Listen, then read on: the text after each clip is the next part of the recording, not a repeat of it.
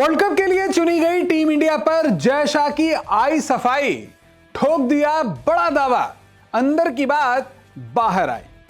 जी हां, टी20 world cup 2024 के लिए जब से टीम इंडिया का चयन हुआ है, लगातार इस टीम पर कुछ सवाल खड़े हुए हैं। सवाल ऐसे कि आईपीएल सीजन 17 में कुछ ऐसे खिलाड़ी जिनका फॉर्म उनके साथ नहीं है, फिर चाहे वो कप्तान रोहित शर्मा हो, हार्दिक पांड्या हो, शिवम दुबे हो या फिर गेंदबाज मोहम्मद सिराज, आखिर क्यों इन खिलाड़ियों को टी20 वर्ल्ड कप की टीम में रखा गया है?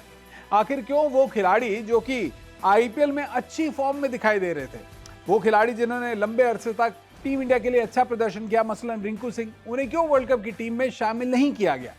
ऐसे तमाम सवालों पर अब आखिरकार जय शाह की सफाई आ गई है। जय शाह यानी कि बीसीसीआई के सचिव, और जय शाह ने हाल ही में एक इंटरव्यू दिया और इस इंटरव्यू में उन्होंने ना सिर्फ आगामी टी20 वर्ल्ड कप में टीम इंडिया के दावे, यानी कि टीम इंडिया वर्ल्ड कप की कितनी मजबूत दावेदार है, इस पर खुलकर बात की है, टीम इंडिया के चयन पर बात की है, बल्कि अपने बतौर सचिव कार्यकाल पर भी कई अंदर की बात सबके सामने खुलकर रख दी है।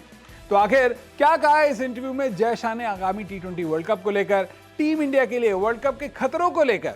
चलिए अपनी रिपोर्ट में मैं आपको जल्दी से बता देता हूं।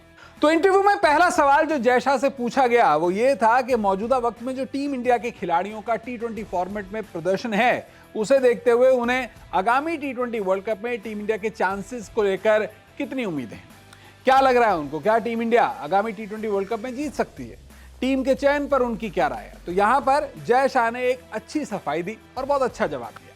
जय शाह ने कहा, इस टीम में फॉर्म और अनुभव का बढ़िया संतुलन है।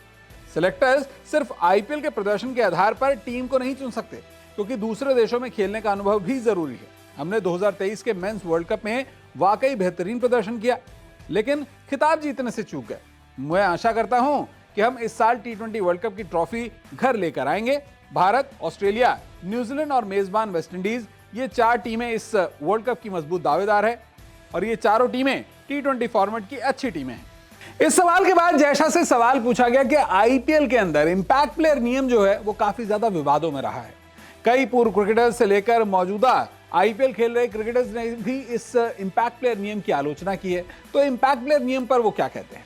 यहां पर जय शाह ने सफाई दी कि इंपैक्ट प्लेयर नियम अभी एक ट्रायल फेज में है, यानी कि उसे आजमाया जा रहा है और इसे लेकर तरह तरह की प्रतिक्रियाएं आ रही हैं। कुछ लोग इसकी सराहना कर रहे हैं, तारीफ कर रहे हैं, तो कुछ लोग इसे बुरा कह रहे हैं।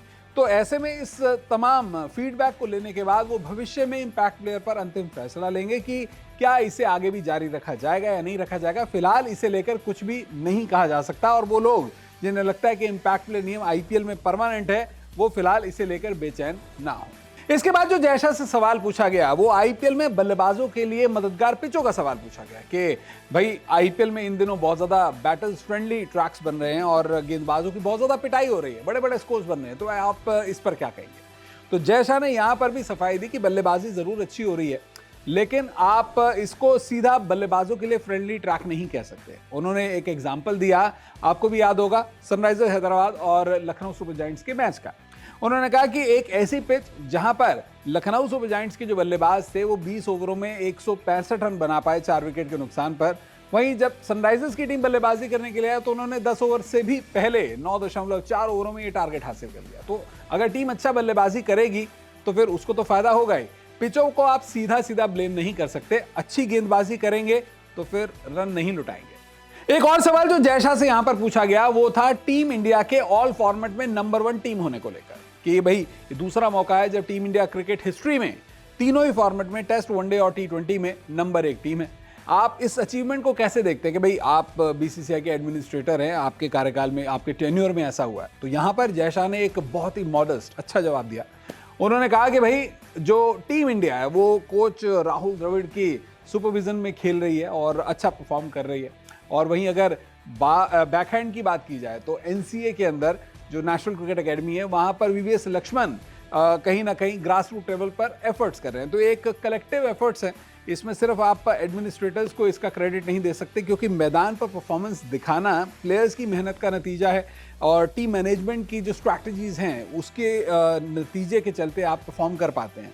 तो एक कलेक्टिव एफर्ट है जिसके लिए बीसीसीआई के साथ साथ यहाँ पर जो सपोर्ट स्टाफ है, चाहे वो एनसीए हो, नेशनल क्रिकेट एकेडमी हो, या फिर टीम इंडिया का सपोर्ट स्टाफ हो, सभी की एक कलेक्टिव एफर्ट है। इसको आप सिर्फ एक आदमी की कंट्रीब्यूशन नहीं कह सकते।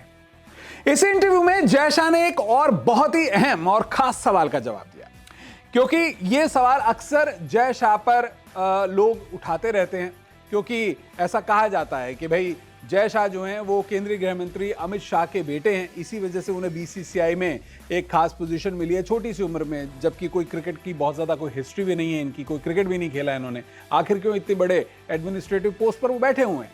इस सवाल का भी उन्होंने जवाब दिया। यहाँ उनसे सवाल पूछा गया था कि भाई आप बीसीसीआई के सचिव हैं और अपनी सबसे बड़ी अचीवमेंट आप क्या मानते हैं। तो यहाँ पर उन्होंने एक नहीं कई अचीवमेंट्स गिनवा दी। सबसे बड़ी अचीवमेंट तो उन्होंने जो गिनवाई वो व्यक्तिगत रूप से मुझे भी बहुत सही लगी।